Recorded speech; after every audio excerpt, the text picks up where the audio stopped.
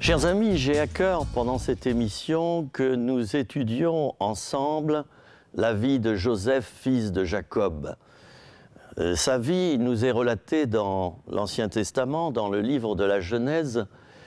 Et cette vie qui est décrite avec tant de précision est comme une préfiguration de la vie et du ministère de Jésus qui, des siècles plus tard, viendra sur la terre. Et lui qui était juste sera jugé comme un injuste. Il sera crucifié, rejeté par les sacrificateurs, donc les hommes spirituels de l'époque.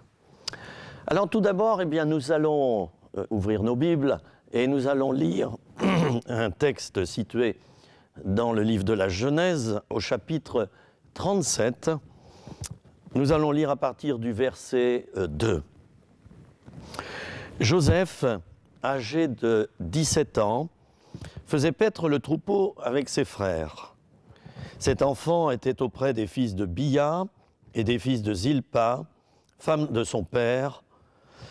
Et Joseph rapportait à leur père leurs mauvais propos. Israël, donc Jacob, aimait Joseph plus que tous ses autres fils, parce qu'il l'avait eu dans sa vieillesse. Et il lui fit une tunique de plusieurs couleurs. Ses frères virent que leur père l'aimait plus que tous, et ils le prirent en haine, ils ne pouvaient lui parler avec amitié. Joseph eut un songe. Il le raconta à ses frères qui le haïrent encore davantage. Il leur dit : « Écoutez donc ce songe que j'ai eu. Nous étions à lier des gerbes au milieu des champs, et voici ma gerbe se leva, et se tint debout, et vos gerbes à vous l'entourèrent et se prosternèrent devant elle. Ses frères lui dirent : Est-ce que tu régneras sur nous ? Est-ce que tu nous gouverneras ? Et ils le haïrent encore davantage à cause de ses songes et à cause de ses paroles.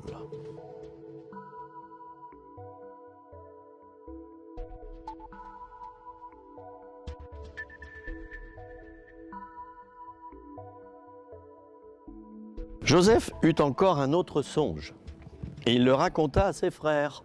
Et il leur dit : « J'ai eu encore un songe.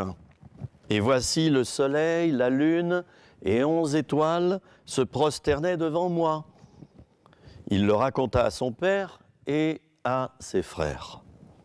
Son père le réprimanda, et il lui dit : « Mais que signifie ce songe que tu as eu ? Faut-il que nous venions, moi, ta mère et tes frères, nous prosterner en terre devant toi ? » Ses frères eurent de l'envie contre lui, mais son père garda le souvenir de ces choses. Nous allons lire maintenant à partir du verset 23 pour connaître le sort que les frères de Joseph vont lui faire. Lorsque Joseph fut arrivé auprès de ses frères, ils le dépouillèrent de sa tunique, de la tunique de plusieurs couleurs qu'il avait sur lui. Ils le prirent et le jetèrent dans une citerne. Cette citerne était vide, il n'y avait pas d'eau. Ils s'assirent ensuite pour manger. Ayant levé les yeux, ils virent une caravane d'Ismaélites venant de Galade. Leurs chameaux étaient chargés d'aromates, de baume et de myrrhe, qu'ils transportaient en Égypte. Alors Juda dit à ses frères : « Que gagnerons-nous à tuer notre frère et à cacher son sang ? Venez, vendons-le aux Ismaélites, ne mettons pas la main sur lui, car il est notre frère, notre chair. » Et ses frères l'écoutèrent.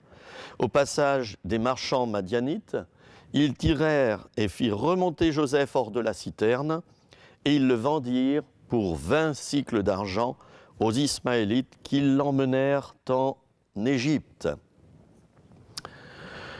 Eh bien oui, chers amis, le sort de Joseph n'est pas facile. À partir du moment où, à l'âge de 17 ans, avec un cœur d'enfant, c'était un ado, un grand adolescent, ayant confiance en son père et en partie en ses frères. À partir du moment où Joseph va exprimer quel est son appel et surtout raconter les visions, du moins les songes qu'il a la nuit, à partir de ce moment-là, les ennuis commencent. Ce qui paraît contradictoire. Joseph aurait pu penser, comment? J'obéis, je dis simplement ce que Dieu met dans mon cœur, et voici que maintenant j'endure la persécution.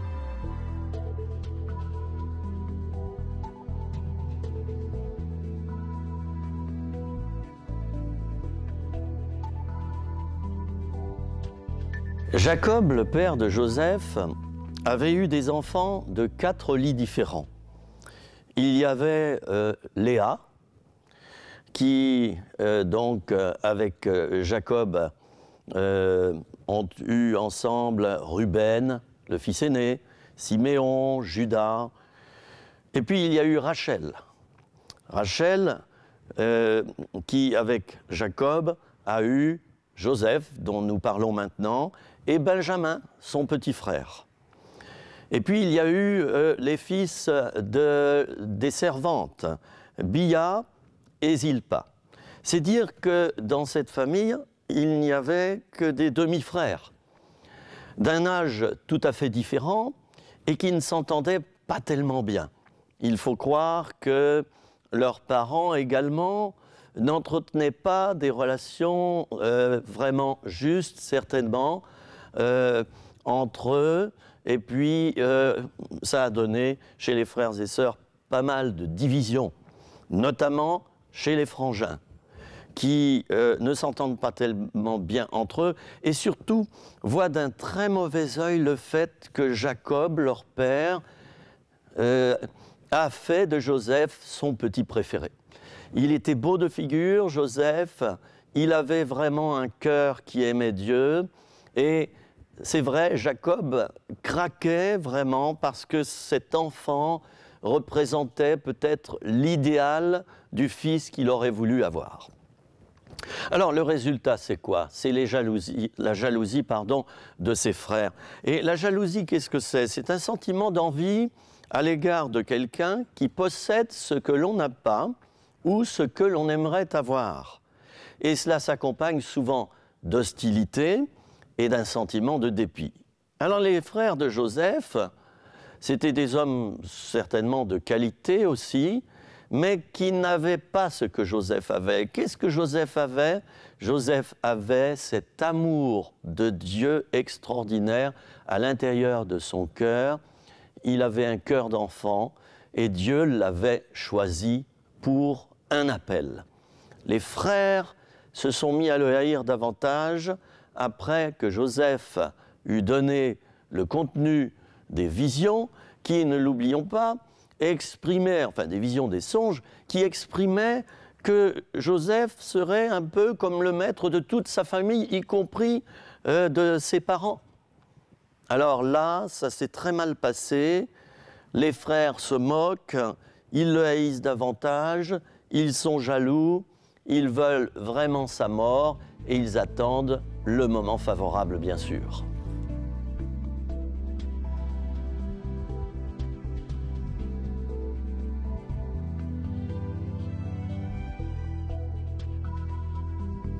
Il faut dire que Joseph, depuis tout petit, avait un vilain défaut. Oh, comme nous tous, nous avons tous des défauts.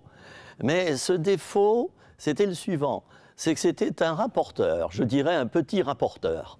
Alors, dès qu'il voyait quelque chose de mal se passer dans la vie d'un de ses frères, Joseph filait, il allait voir le papa, il disait « Papa, tu sais quoi? Eh ben voilà, un tel, il a fait ça, voilà. Ruben, eh ben, c'est pourtant ton fils aîné, mais voilà, c'est pas juste, etc. » Et Jacob a eu un tort, c'est de ne pas faire taire Joseph en lui disant « Écoute, ne parle plus sur tes frères, moi je suis le papa, je me rendrai compte moi-même de ce qui se passe chez chacun de mes enfants, ne t'en occupe pas. » Jacob avait un petit faible envers Joseph et il écoutait quand même d'une oreille alors qu'il n'aurait pas dû. C'est ainsi que le défaut de Joseph a pu se développer dans le temps. Alors, l'inimitié entre tous les frères de Joseph est liée aussi à cela. On disait de lui, c'est le petit rapporteur qui arrive, attention, faites gaffe. Et puis ensuite, alors, Joseph est devenu le faiseur de songes. C'est comme ça que ses frères l'ont appelé. Hein? Ils étaient jaloux parce que Dieu, lui, parlait à Joseph. Alors, j'aimerais m'adresser maintenant à vous qui m'écoutez, qui me regardez. Si vous recevez des choses du Seigneur, si vous avez peut-être facilement des songes ou des révélations, Dieu vous parle en secret, eh bien, ne vous étonnez pas si d'autres se lèvent contre vous. Ce seront surtout des jaloux, des gens qui peut-être ont du mal à écouter la voix de Dieu et peut-être à qui Dieu n'a jamais parlé. Ne vous étonnez pas s'il parle un petit peu derrière votre dos. Ceci est une chose normale chez les humains. Ça ne se passera pas comme ça au ciel, mais sur la terre, eh bien, nous sommes tous des hommes et lorsque nous travaillons en équipe, il y a des tensions, des jalousies, des choses par derrière, des critiques. Alors Joseph, on disait non seulement de lui, voilà le petit rapporteur, mais en plus, on disait, ah, le faiseur de songes, ah, il est beau avec ses songes. Et en plus, il pense peut-être qu'un jour, nous, on va se prosterner devant lui. Mais oui, et c'est vrai, nous l'avons lu, les deux songes de Joseph, c'est vraiment cela, une gerbe qui se lève et les autres gerbes qui se prosternent devant la gerbe qui s'est levée, qui n'était autre que Joseph, et puis les étoiles, la lune et le soleil qui se prosternent devant une autre étoile qui n'est autre que Joseph.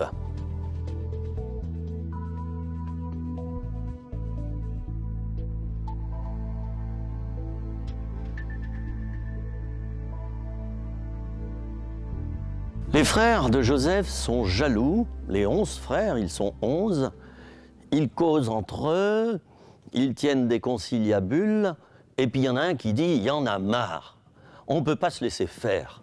Ce petit gars qui a 17 ans, alors que nous, on est des hommes mûrs, on ne va pas se laisser gouverner par lui. Eh oui, je le disais à l'instant, dans une équipe, on peut très bien en vouloir au petit préféré du Père et peut-être même penser que c'est le petit préféré de Dieu, s'il a des songes ou des révélations. Alors les frangins, et ça va aller loin, ne vont pas seulement parler contre Joseph par derrière, pas seulement le prendre en haine, ça c'est une première étape, mais ils vont aller beaucoup plus loin. Il y en a un qui va dire, et ça sera surtout pas Ruben, le fils aîné, qui va plutôt défendre son demi-frère. Alors il y en a un qui va dire, ben, voilà, allez, on va s'en débarrasser, il n'y a qu'à le tuer. Le mot est lâché. Le meurtre. Le meurtre. Et ceci n'est pas sans nous rappeler ce qui s'est passé au tout début de l'humanité chez les enfants d'Adam et Ève. Hein? Caïn s'est jeté par jalousie sur son frère Abel et il l'a tué. Et il a caché cet événement. Dieu va le reprendre et lui dire, moi j'ai vu ce que tu as fait. Alors là, ils n'ont pas peur, les 11 frangins, de parler d'un meurtre. Ce qui est infiniment grave dans une famille. C'est grave déjà lorsqu'un homme de l'extérieur pénètre dans une maison, un cambrioleur, et puis tue quelqu'un. Mais quand c'est ton propre frère, tes propres frères, qui discutent par derrière toi et qui commencent à vouloir à chercher ta mort, alors c'est infiniment grave, car c'est dans le cadre d'une fratrie. Et ceci, bien évidemment, nous pouvons le vivre, malheureusement, de nos jours, dans une équipe spirituelle de personnes qui veulent travailler ensemble. Et c'est beaucoup plus grave lorsqu'il s'agit de ministères. Et malheureusement, c'est plutôt rare, bien sûr, mais cela existe. Alors, ils veulent le tuer. Ruben, le fils aîné, s'y oppose. Et puis, il y en a un qui a une idée. Et puis, il dit, ben non, ce qu'on va faire, on ne va pas le tuer, mais on va le jeter dans une citerne.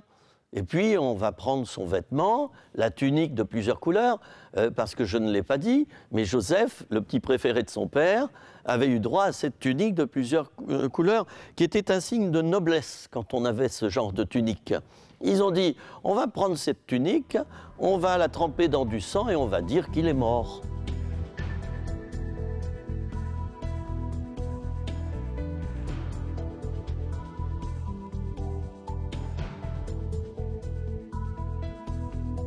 Le texte nous rapporte que la citerne dans laquelle les frères de Joseph l'ont jeté n'avait pas d'eau. Et ça, c'est extraordinaire. C'est un détail sur lequel je suis passé pendant des années. Et puis un jour, je me suis dit, voyons, cette citerne dans laquelle les frères de Joseph l'ont jeté n'avait pas d'eau. Donc, Joseph ne s'est pas noyé. On avait mis la tête de Joseph à prix, et ce n'était pas n'importe qui l'avait fait, c'était ses propres frères. Et puis, on jette Joseph dans une citerne, il va pleurer toute la nuit. Il y a un film d'ailleurs qui relate cet événement et qui est impressionnant. Mais dans la citerne, il n'y avait pas d'eau. Et j'aimerais là dire une première chose, c'est que dans les épreuves que nous vivons, on pourra tomber très bas, mais il y aura toujours un moyen de s'en sortir. Il n'y avait pas d'eau dans la citerne, Dieu ne désirait pas que Joseph meure. Les hommes le voulaient, ses frères le voulaient, mais Dieu voulait préserver la vie de son serviteur qui avait 17 ans, rappelons-le. Et il y a peut-être des jeunes de 17 ans qui nous regardent maintenant durant cette émission. Dieu ne veut pas notre mort. D'ailleurs, un texte de l'Ancien Testament le dit, « Ce que je veux, ce n'est pas la mort du méchant, mais c'est qu'il vive. » Non, Dieu ne désire pas que nous mourions. Et la nuit va passer, les frères ont mangé. Moi, personnellement, je n'aurais pas pu manger si j'avais commis un acte aussi infâme. Alors, ils ont mangé. Et puis ils discutent. Et il y en a un qui dit « Oh, regardez les gars, il y a une caravane d'Ismaélites qui passe. Ben, vous savez ce qu'on va faire? On va tirer Joseph de la citerne et on va le vendre. » Ouf! Je dis ouf parce que la main de Dieu était, je l'ai dit à l'instant, sur son serviteur pour le protéger de la mort. Alors il y a eu vente. Bien sûr, il n'y avait pas de notaire. Mais c'est terrible d'être vendu. Avez-vous été déjà vendu comme esclave? Peut-être y en a-t-il qui regardent cette émission et qui, parmi leurs ancêtres, ont eu quelqu'un, effectivement, qui a été vendu, donc acheté par quelqu'un d'autre.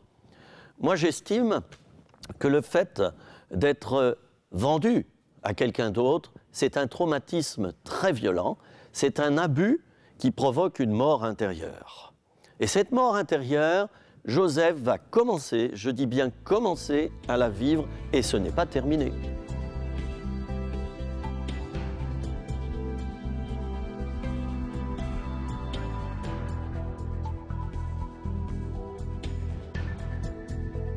J'imagine le cœur de Joseph à l'instant où il est vendu par ses frères. J'imagine le regard qu'il a dû leur faire. J'imagine là le désir de vengeance et la haine qui ont dû s'installer, rôder autour de son cœur, de sa vie. Et je pense là que Joseph a dû se taire. Dans ce cas-là, il vaut certainement mieux se taire que d'invectiver les autres et d'en faire des ennemis, s'en faire des ennemis encore plus forts. Joseph subit tout cela. Il avait passé la nuit dans le puits, en hurlant, en suppliant ses frères de le sortir de là, et personne ne s'en souciait. Il est maintenant vendu aux Ismaélites, et il est vendu pour une somme d'argent, bien sûr, 20 cycles d'argent. Jésus a été vendu pour 30 pièces d'argent. Vous voyez la ressemblance lorsque je disais que la vie de Joseph est une préfiguration de la vie de Jésus. Joseph est vendu, il est attaché par les bras, on le tire derrière un chameau. Avance, esclave, avance. Et puis, la caravane va jusqu'en Égypte. Elle marche pendant plusieurs jours, sous le soleil. Joseph a soif. On lui donne un petit peu à boire, mais comme on donne aux esclaves, c'est-à-dire juste ce qu'il faut pour survivre. On lui donne un petit peu à manger. Et pendant qu'il marche, Joseph pense à la vie qu'il laisse derrière lui. Et il pense surtout à ses frères. Et il se dit, comment se fait-il que des frangins du même sang que moi ont osé me vendre comme esclave? Et il réfléchit aussi à Ruben, qui est le frère aîné. Donc, dans ces familles-là, à l'époque, le frère aîné, c'était un peu le chef. Bien sûr, c'était le père qui était le chef. Mais le fils aîné avait une responsabilité supplémentaire. Alors Joseph pense à Ruben, et puis il pleure surtout à cause de son vrai frère de sang, Benjamin, qu'il aimait tellement. C'était son plus jeune frère. Et les larmes coulent le long de ses joues. Il est là sous le soleil, il marche, il se dit, mais mon Dieu, que se passe-t-il? Et il prie Dieu, il dit, Dieu, tu m'as donné des visions, tu m'as donné des songes. Tu m'as dit que ça serait moi qui serais le chef de mes frères et de toute ma famille. Et maintenant, c'est l'inverse qui se produit. Et Joseph pleure. Il continue à pleurer, il se lamente, il ne comprend plus rien.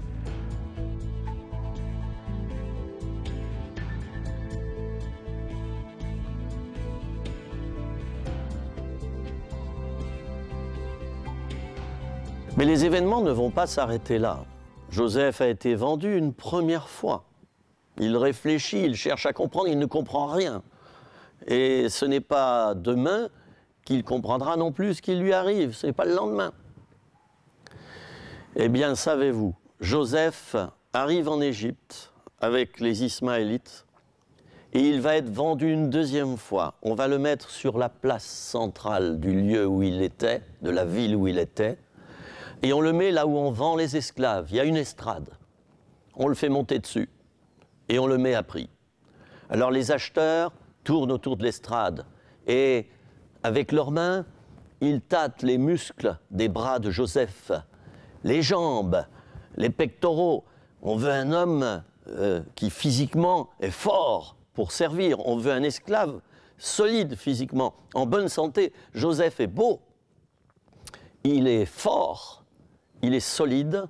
Et c'est Potiphar, officier de Pharaon et chef des gardes, qui va remporter la mise. Il va payer la plus forte somme. Joseph est vendu une deuxième fois, chers amis. Quelle blessure quand on est vendu aux enchères publiquement. Alors j'aimerais dire ceci. Nous qui avons donné notre vie à Dieu, il nous faut bien savoir que c'est pour le meilleur et pour le pire. Le pire ne sera que transitoire, mais il sera peut-être là. Il y a la dimension du renoncement, la dimension de la croix. Et nous voyons que dans la vie de Joseph, cette dimension du renoncement et de la croix sera terrible. Joseph a failli perdre la vie, il a frôlé la mort. Et nous qui avons donc donné notre vie au Seigneur, soyons prêts au moment où Dieu réclame notre vie, au moment où Dieu veut accomplir ses plans et son appel au travers de nous, que nous soyons serviteurs de Dieu ou servantes de Dieu, ou bien alors père, mère de famille ou un simple adolescent ou enfant, soyons prêts pour ce jour. Il nous faudra certainement passer par la porte étroite et c'est seulement si nous passons par cette porte étroite, si nous nous courbons et que nous acceptons de rester humbles, que Dieu va pouvoir ensuite nous donner la bénédiction. Il nous donnera davantage et même certainement au double.